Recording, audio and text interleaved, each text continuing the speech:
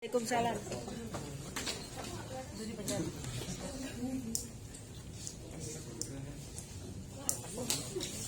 Assalamualaikum warahmatullahi wabarakatuh.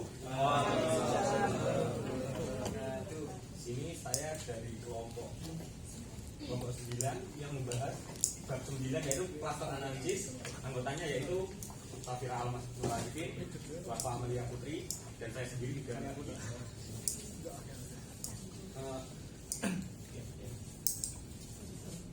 Yang pertama yaitu clustering. Clustering ini adalah teknik machine learning untuk pengelompokan. Berbeda dengan klasifikasi karena klasifikasi itu menggunakan label. Kalau clustering ini tidak menggunakan label. Clustering ini bertujuan meminimalkan jarak cluster dengan jika data yang sama itu meminimalkan jarak, jika datanya berbeda jaraknya akan diperjauh. Di clustering ini digunakan di berbagai bidang yaitu pola pattern atau pengenalan pola, marketing atau pemasaran, geometri, YouTube dan e-commerce. Ini contohnya. Kan datanya saat ini kan tercampur, ada tiga bulan dan bintang ini kan tercampur. Nah, menggunakan clustering ini yang lingkaran bulat-bulat ini dijadikan jadi satu, segitiga dijadikan jadi satu, bintang dijadikan jadi satu. Lalu ini untuk teknik untuk mengukur jaraknya ada istilah, yaitu yang pertama istilah distance merupakan panjang garis lurus antara dua titik dalam rentang Euclidean. Kalau gunakan kita hubungan antara data ini bersifat linear atau kontinu, yaitu rumusnya adalah akar dari x min y kuadrat tambah x 2 min y 2 kuadrat sampai dengan xn min yn kuadrat. Lalu Manhattan distance yaitu merupakan panjang garis yang menghubungkan dua titik yang diukur sepanjang sumbu garis lurus. Rumusnya yaitu distance absolut x min y1 plus absolut x2 min y2 sampai dengan xn min yn.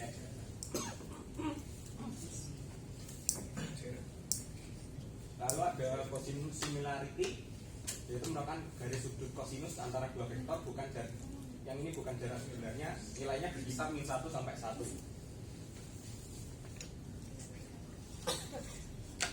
Rumusnya itu x1 kali y1 sampai x2 kali y2 sampai dengan xn kali yn dibagi akar dari x2 tambah x1 tambah x2 tambah sampai dengan xn, lalu dikali dengan akar dari y1 plus y2 sampai dengan yn kuadrat. Lalu jarak kosinus, jarak berdasarkan sudut yang berbeda antara dua vektor, nilainya adalah kebalikan dari kosinus. Seperti sama tapi dikali dengan tapi ditambah dengan 1 kurangi rumus yang sama lagi. Digunakan untuk dalam teks dua dimensi seperti analisis dokumen.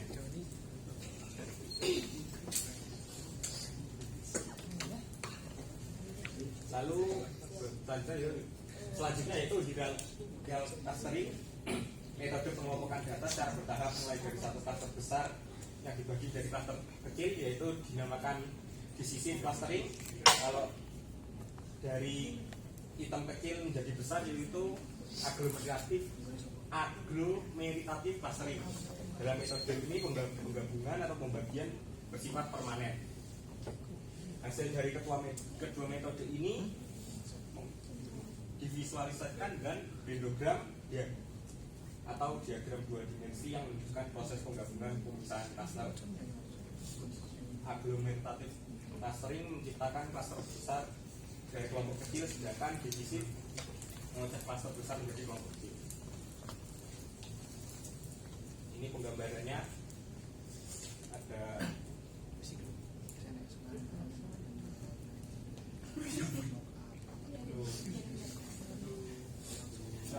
1 dan 2 digabungkan dulu, lalu ada 3 digabungin 1 dan 2, lalu karena 4 dan 5 sudah dekat bergabung, lalu penggabungan keseluruhannya 1, 2, 3, 4 dan 5 digabung jadi 1.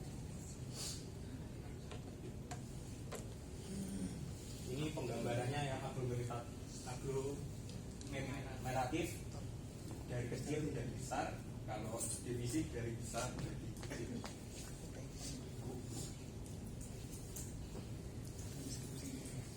Lalu aplikasinya, implementasinya selanjutnya yaitu implementasinya hierarchical method, merupakan algoritma yang kuat menganalisis data yang sering digunakan untuk mengidentifikasi klaster alami, menghasilkan representasi grafis berupa hierarki atau datagram. Implementasinya yaitu yang pertama yang dibahas buku ini yaitu bidang medis, yaitu mengidentifikasi penyakit kanker menggunakan two-dimensional electrophoresis atau 2DE, yaitu menghasilkan klaster yang mendukung perawatan pribadi. Yaitu juga disebutkan yaitu bidang lainnya pengenalan geometri tangan, regionalisasi, segmentasi pelanggan berdasarkan demografi, analitik teks untuk informasi berkualitas tinggi, analisis gambar dan geoinformatika. Lalu ini penjelasan selanjutnya, penjelasan lanjut dari yang identifikasi kanker, identifikasi dengan metodenya yaitu menggunakan training dataset untuk mengenali penyakitnya. Lalu jika training setnya tidak tersedia, maka pola tersembunyi dianalisis terlebih dahulu untuk mengelompokkan sampel menjadi kelompok bermakna. Pada kasus kanker hati, profil protein sebagian hati manusia dianalisis menggunakan two-dimensional electrophoresis, teknik electrophoresis gel untuk mempelajari protein. Sampel diambil dari pasien yang menjalani operasi metastasis hati melalui unsupervised hierarchical clustering pada gambar 2DE. Lalu ditemukan cluster yang memberikan dasar ilmiah untuk pengobatan yang dipersonalisasi. Oke, baik, selanjutnya recognition using biometric object.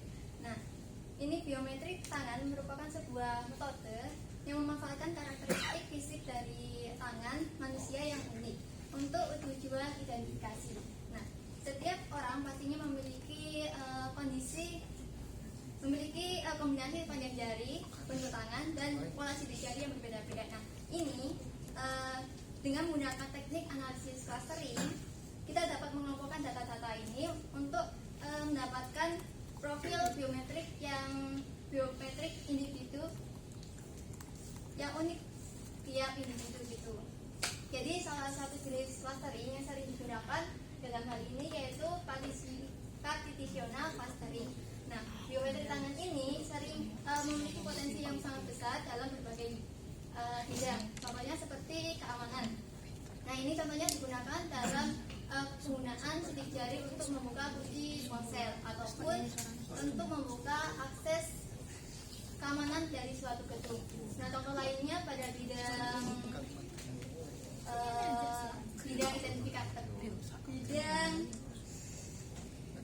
untuk identifikasi. Nah, ini biometrik tangan ini juga bisa digunakan untuk sistem absensi ataupun untuk keperluan forensik. Next. Nah, selanjutnya ada partitional clustering. Ini merupakan metode yang membagi data menjadi sejumlah cluster tanpa struktur hierarki tertentu. Setiap cluster memiliki titik pusat cluster atau biasa disebut dengan centroid. Nah, secara umum metode ini bertujuan untuk meminimalkan jarak atau dissimilarity antara seluruh data dan pusat cluster masing-masing.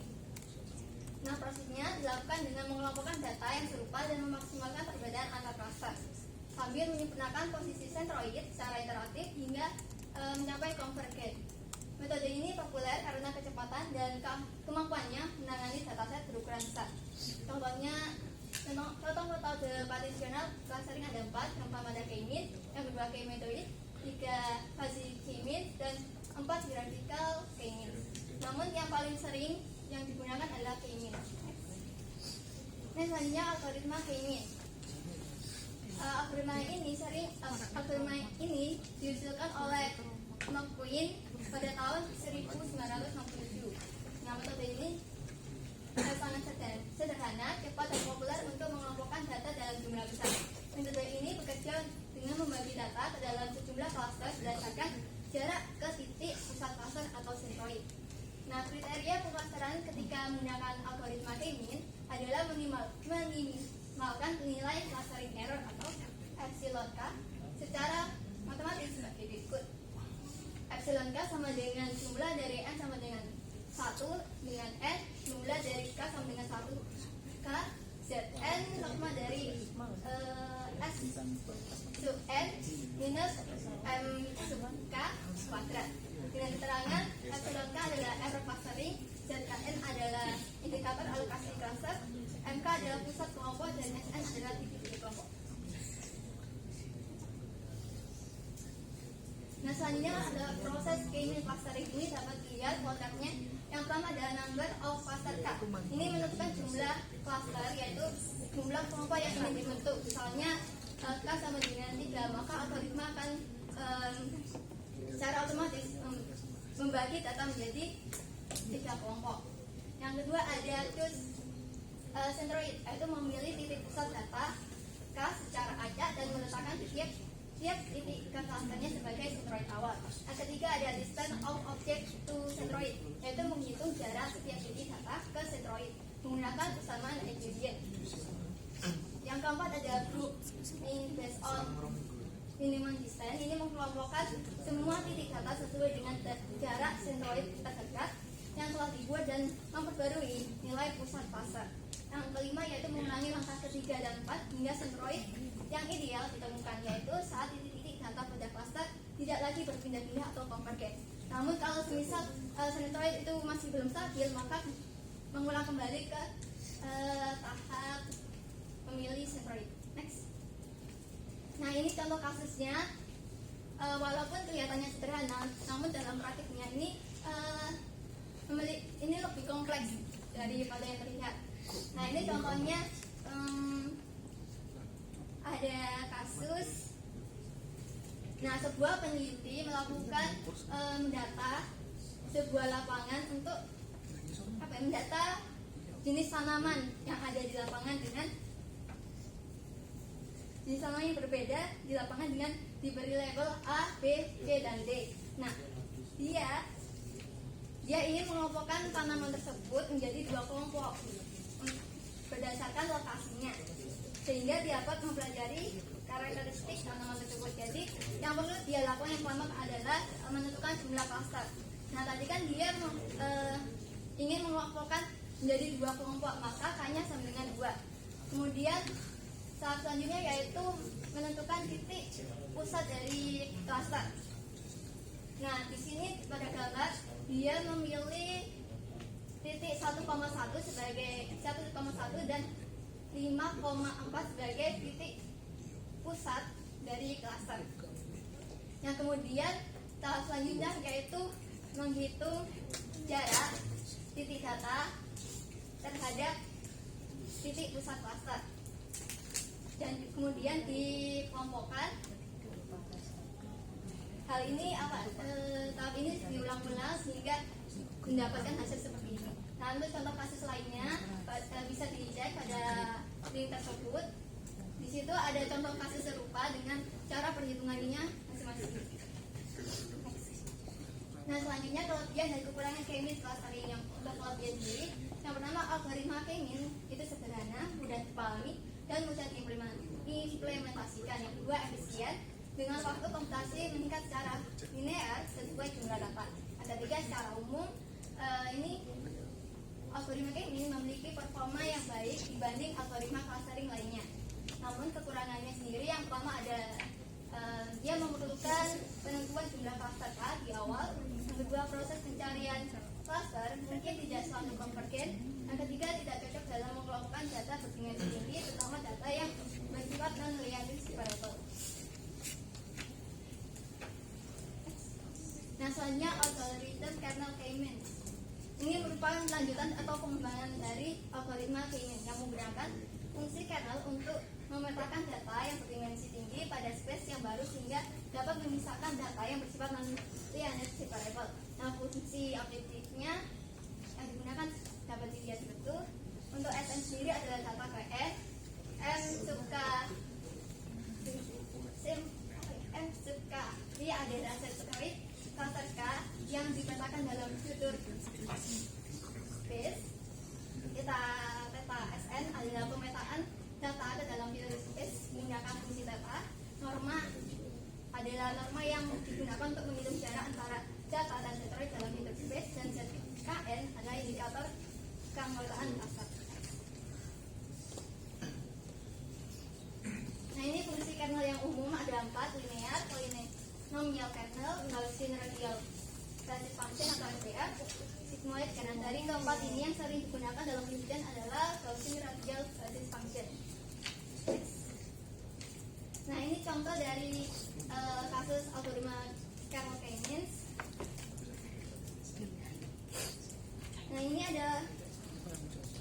ini data membentuk pola lingkaran seperti ini. Nah, untuk yang gambar kedua ini merupakan menggunakan kernel K-means standar, di mana ia tidak bisa membedakan antara lingkaran dalam dan lingkaran luar karena hanya bekerja di ruang kosong. Namun untuk yang ketiga ini menggunakan kernel K-means, di mana dia menggunakan kernel misalnya seperti Gaussian RDF untuk mentransformasi data ke ruang tinggi.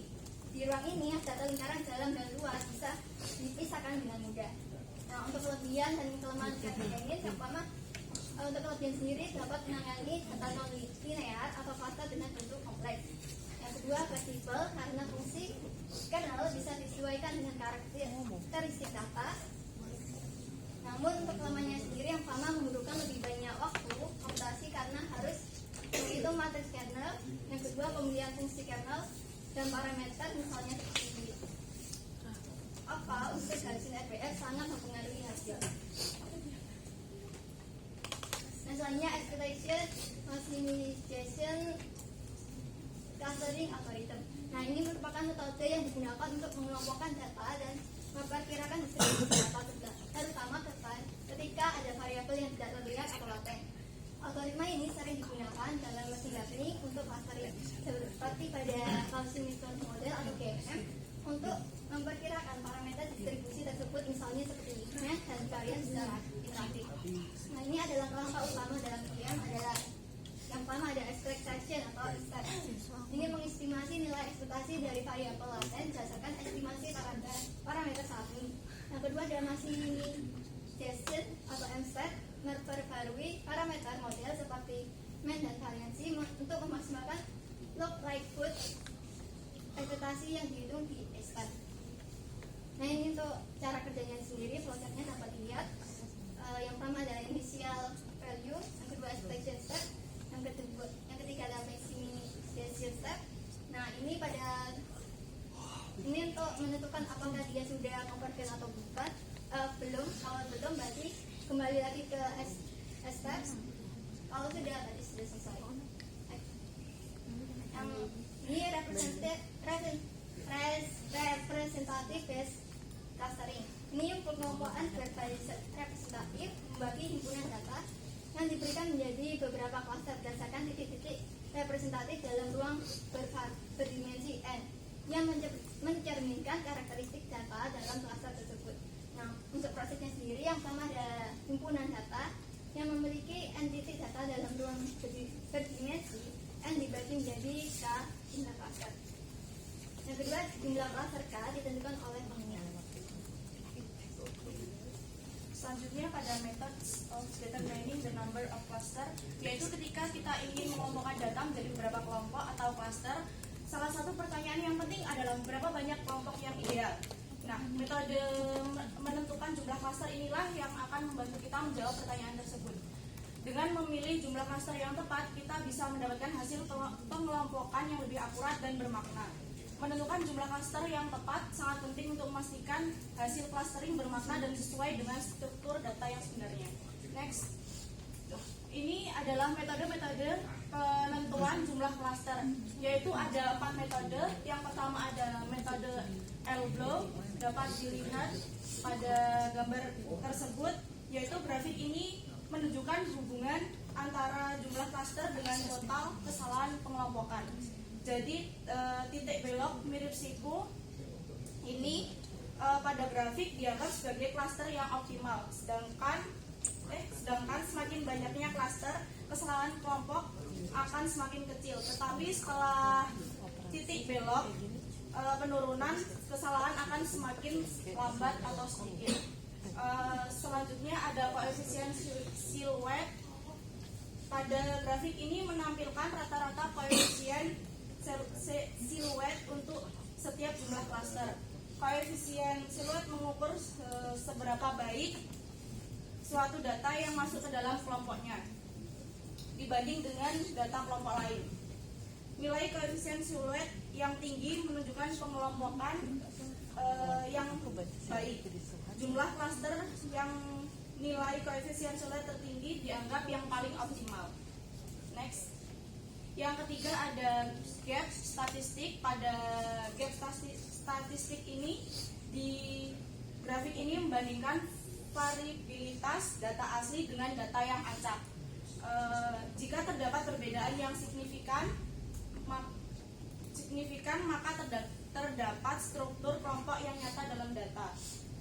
Jumlah klaster yang memberikan gap statistik terbesar dianggap yang paling optimal. Yang terakhir adalah indeks Kalinski-Harabas.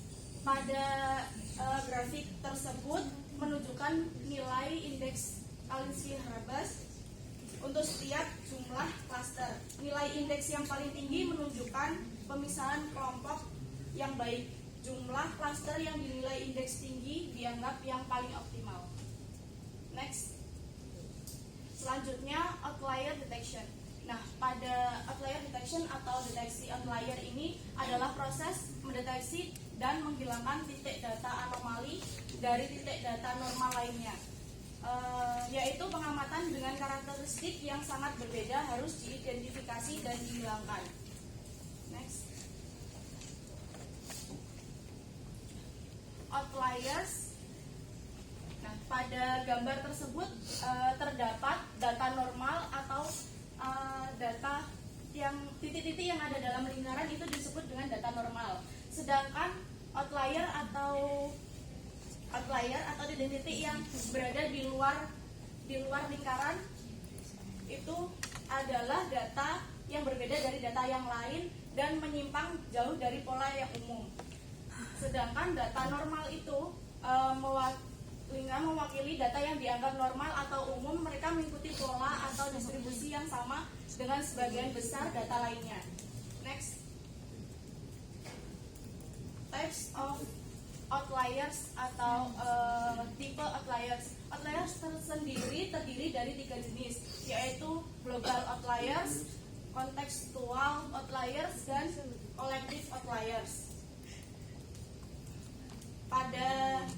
Pada global outliers sendiri, objek data individual yang dianggap sebagai outliers yang menyimpang secara signifikan dari objek data lainnya dalam dataset adalah outliers titik.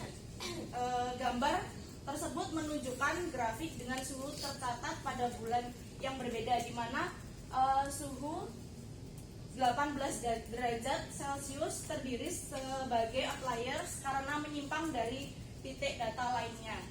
Sedangkan pada contextual outliers sendiri, suatu objek dalam himpunan tertentu diidentifikasi sebagai outliers kontekstual jika objek outliers tersebut bersifat anomali berdasarkan konteks tertentu. Untuk mendeteksi outliers sendiri, konteks harus ditentukan dalam definisi masalah. Misalnya, suhu suatu hari bergantung pada beberapa atribut seperti waktu dan lokasi. Seperti gambar yang tertera itu suhu 25 derajat Celcius dapat dianggap sebagai outliers karena bergantung pada waktu dan lokasi. Selanjutnya pada collective outliers sendiri, yaitu kumpulan objek data terkait yang tidak lazim terhadap objek data lainnya dalam keseluruhan set data disebut outlier kolektif.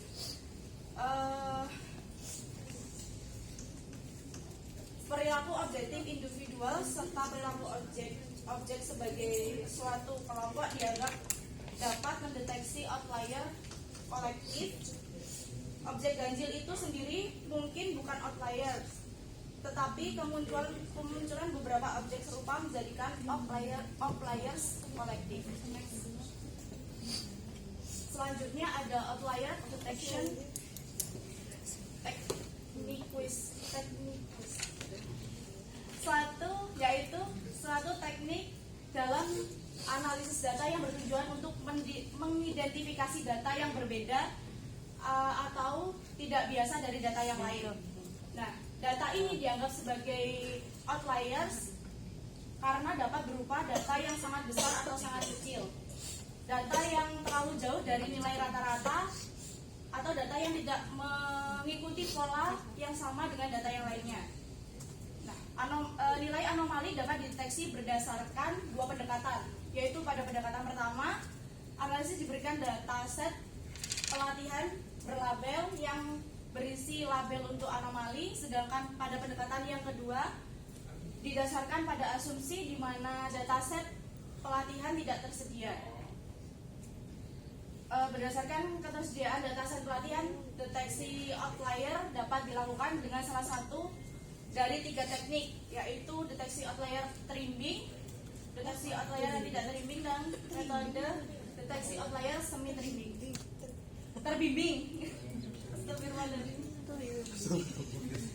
Selanjutnya yaitu training dataset outlier detection. Pada deteksi outlier berbasis dataset pelatihan adalah suatu teknik untuk mengidentifikasi data yang menyimpang atau data yang tidak normal dalam sebuah dataset dengan menggunakan informasi yang diperoleh dari dataset pelatihan. Dataset pelatihan ini biasanya berisi data yang telah diketahui labelnya atau kelasnya, sehingga dapat digunakan sebagai referensi untuk membandingkan data baru dan mengidentifikasi outlier. Next. Nah, ini ada jenis-jenis training dataset outlier detection. Yang pertama ada supervised outlier detection. Pada supervised outlier detection ini digunakan untuk mengidentifikasi data yang menyimpang atau data yang tidak umum dari pola dari suatu dataset. Yang kedua adalah semi supervised outlier detection, yaitu sebuah teknik yang menggabungkan elemen dari deteksi outlier, supervised dan unsupervised. Yang ketiga yang terakhir adalah supervised outlier detection, yaitu suatu teknik dalam menganalisis data yang bertujuan untuk mengidentifikasi data yang menyimpang atau yang tidak normal dari dataset tanpa memerlukan data yang berlabel. Dengan kata lain, algoritma ini akan secara otomatis menemukan data yang dianggap aneh atau berbeda dari data yang lainnya. Selanjutnya ada assumption based outlier detection. Di sini terdapat 3 jenis teknik deteksi outlier berdasarkan asumsinya. Yang pertama yaitu statistical method, yang kedua ada proximity based method, dan yang terakhir ada clustering based method. Nah, pada statistical method atau metode statistik ini mengasumsikan bahwa data mengikuti distribusi statistik tertentu. Misal distribusi normal, outlier diidentifikasi berdasarkan defisiasi dari distribusi tersebut. Nah, contohnya adalah analisis keuangan. Deteksi transaksi fraud, yaitu transaksi keuangan yang nilainya jauh di atas transaksi rata-rata transaksi seseorang dapat menjadi indikasi adanya penipuan. Contoh yang kedua yaitu metode berbasis pendekatan ini sangat berguna untuk mengidentifikasi data yang menyimpang pada pola umum yang terbentuk oleh data lainnya. Dengan kata lain, data yang dianggap aneh dalam konteks lingkungan sekitarnya. Contohnya yaitu perilaku pelanggan. E-commerce, pola pembelian yang sangat berbeda dari pelanggan lainnya, seperti pembelian produk dalam jumlah yang sangat besar atau membeli produk yang tidak terkait satu sama lain, dapat mengidentifikasi adanya aktivitas yang mencurigakan atau kesalahan data. Dan yang terakhir, yang ketiga, yaitu metode ini mengasumsikan bahwa outlier adalah data yang tidak termasuk dalam klaster manapun atau berada dalam klaster yang sangat kecil. Nah, contohnya adalah di data medis, deteksi penyakit. Nah, dalam pengelompokan data pasien berdasarkan gejala, hasil tes laboratorium, dan riwayat medis, pasien yang memiliki kombinasi gejala yang tidak dapat diidentifikasi sebagai pasien yang memerlukan perhatian khusus. Next. Selanjutnya ada application of outlier detection. Yang pertama ada intrusion detection, yaitu mendeteksi intrusi, proses mengidentifikasi aktivitas yang tidak sah atau tidak normal. Contohnya, bank menggunakan sistem ini untuk mencegah pencurian data nasabah melalui serangan cyber. Yang kedua ada fraud detection, mendeteksi penipuan, mengidentifikasi transaksi atau aktivitas yang tidak sah atau mencurigakan, terutama dalam konteks keuangan. Contohnya adalah perusahaan e-commerce memblokir akun yang dicurigai untuk melakukan penipuan, seperti membuat banyak akun palsu untuk mendapatkan diskon. Selanjutnya ada healthcare,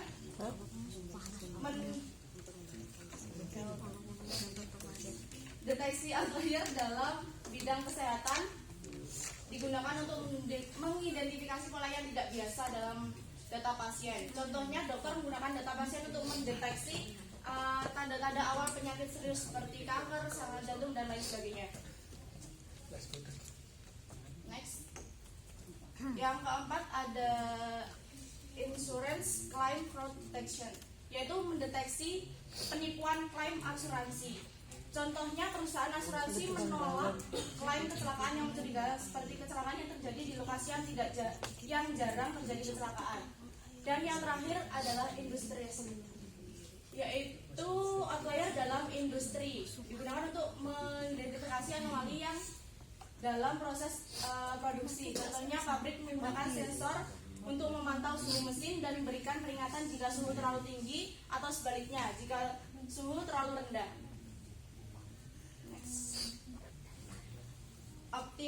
Selanjutnya adalah optimization algorithm, yaitu sebuah proses untuk menemukan solusi terbaik atau optimal dari suatu masalah komputasi. Sederhananya ini adalah cara kita untuk membuat program atau sistem bekerja seefisien dan secepat mungkin. Nah, pada gambar ini menunjukkan contoh algoritma optimasi penurunan gradien yang digunakan untuk menemukan nilai koefisien fungsi yang meminimalkan fungsi biaya.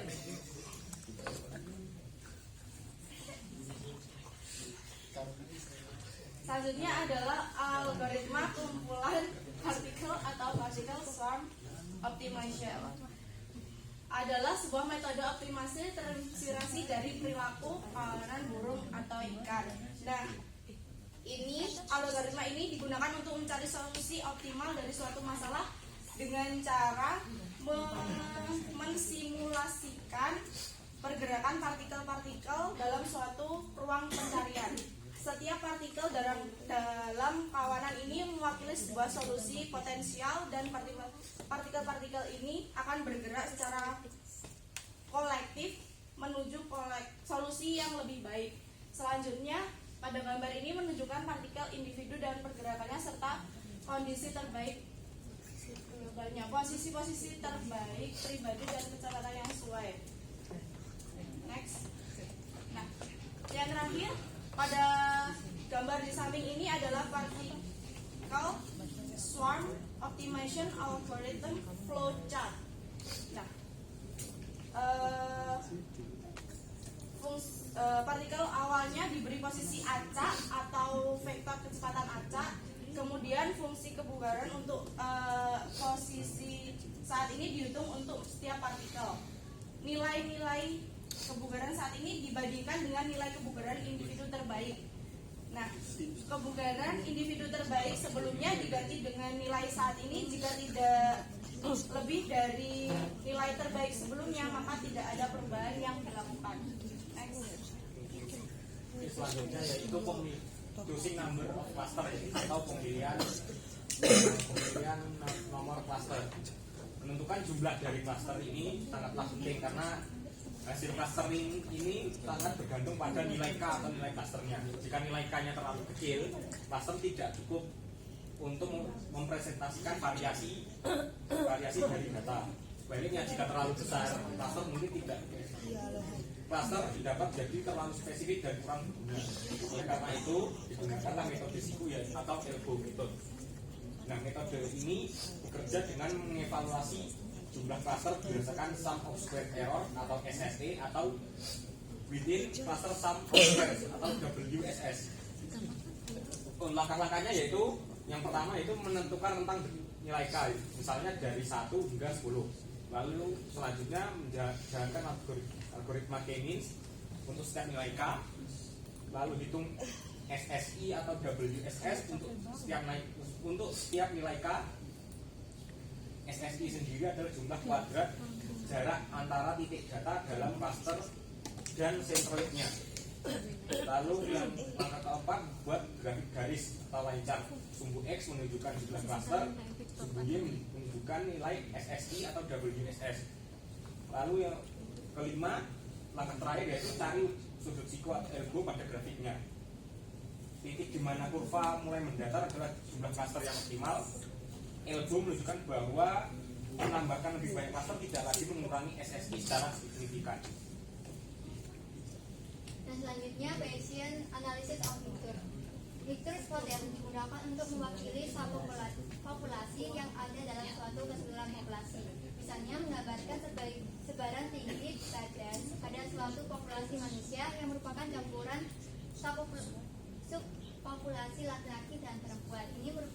Ini adalah rumus Vector model dengan keterangan K merupakan jumlah subpopulasi, K merupakan proporsi subpopulasi ke K dalam populasi, misalnya rasio laki-laki terhadap perempuan, dan K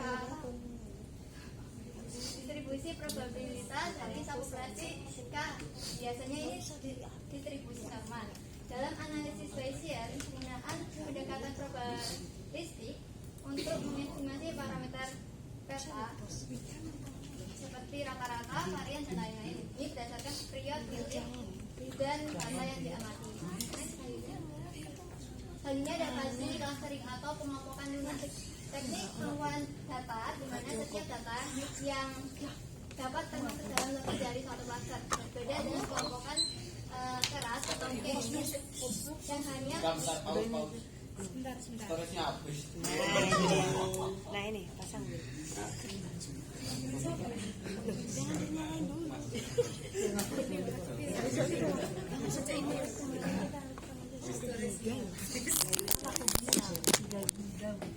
Lah ini 3 giga masih harusnya. Loh ini masih ngerekam. Loh.